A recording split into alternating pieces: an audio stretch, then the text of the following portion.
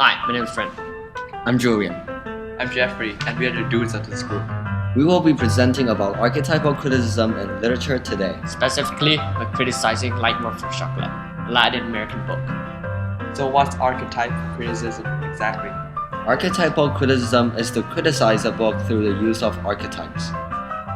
So what's archetypes? According to literary-device.net, in literature, an archetype is an archetypal character, an action, or a situation that seems to represent such universal patterns of human nature. For example, the chosen one is an example of an archetype. The chosen one first doesn't know about their power, but then someone comes and tells them.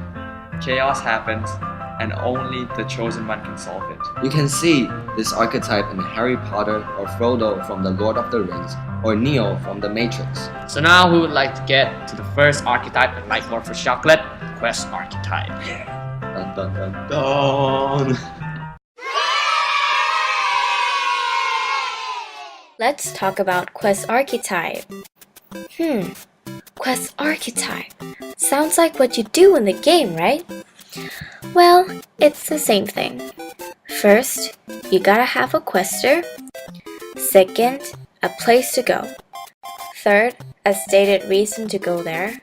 Fourth, challenges occurs during the route. Fifth, a real reason to go there. In this book, Like Water for Chocolate, if you look at it as a quest archetype point of view, during the beginning of the book, a man called Pedro Masquiz is in love with a girl named Tita, youngest daughter. But he had to marry to Rosara, Tita's sister, because of a family tradition of not letting the youngest daughter married until her mother's died. That's why Tita and Pedro cannot be together. In this case, a quester is Pedro, and a place to go, Tita's house. A stated reason to go there, to get married into Tita's house. Challenges on the way, family tradition. A real reason to go there is to get close to Tita by marrying Rosara.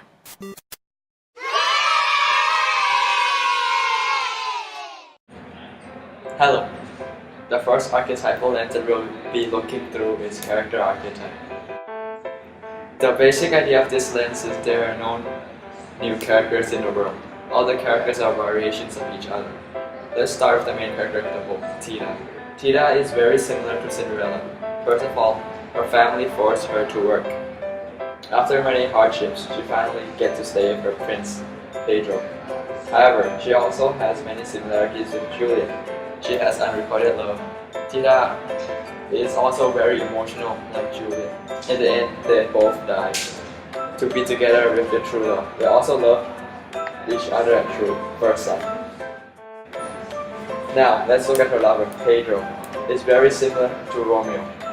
Pedro likes to make rash decisions. He married, ignoring his father's warnings. Rosaria. Romeo is very similar too, since he also bought the portrait to keep himself, ignoring the uncle to Carrie's advice.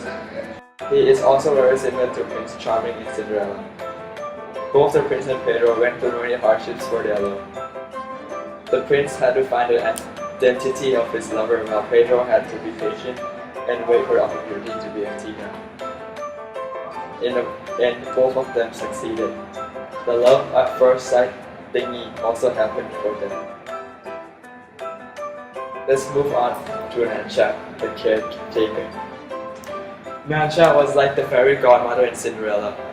Even though she died, she still came back to act as a guide for Tita. John is also very similar to Nansha. He was the caring type of character. He is responsible for bringing Tita back to reality.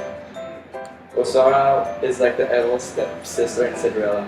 She saw Tita as a maid and used her like one. Gertrude is like Ariel in The Little Mermaid. Both of them left their homes to find their true love. At the end, they both succeeded and lived a better life than before.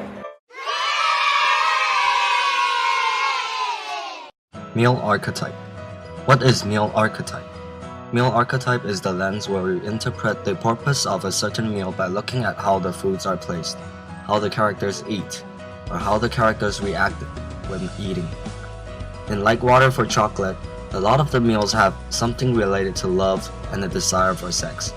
For example, the quail that Tita made with the roses that Pedro gave to her acted like a sexual messenger when Gertrudis ate it. That was why her whole body began to burn, and the army general had to come and save her by having sex with her while riding on his horse. Another example of the male archetype lens being incorporated is the cake that Tita made for Pedro and Rosara's wedding. Tita's tears from her longing and sadness fell into the cake while she was making it, and when the people ate the cake, they cried too. If we didn't view this passage through the male archetype lens, we would only think that they cried and threw up because the cake sucked and tasted like dung.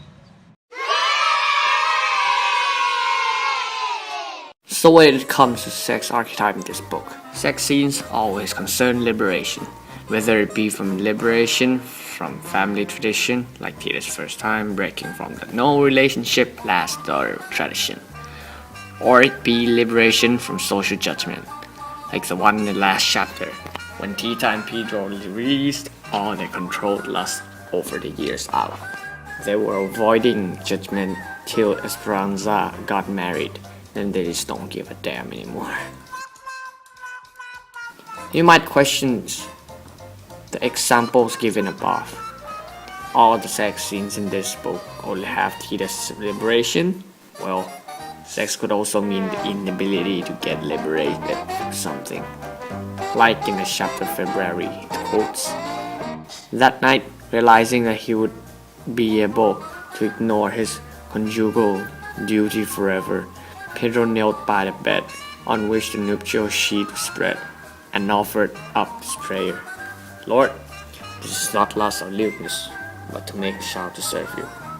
This scene of Pedro and Rosara means the inability to have liberation. Pedro is constrained to consummate the night with Rosara, even though he doesn't want to do it. He's tied to the family traditions and not liberated from it. In real life, sex sometimes and often means liberation, like how it is represented in the book. Like in America, according to PBS, in the past, women's desire was a taboo. There was pregnancy, so they could not have sex freely before marriage. They have no sexual options and not too much say either. However, when birth control pill hit the market in the late 1960s, women have control of their own body. There's no more risk of getting pregnant. Sex is now about females' power and right, and it symbolizes breaking off the unequal old taboo and the family tradition.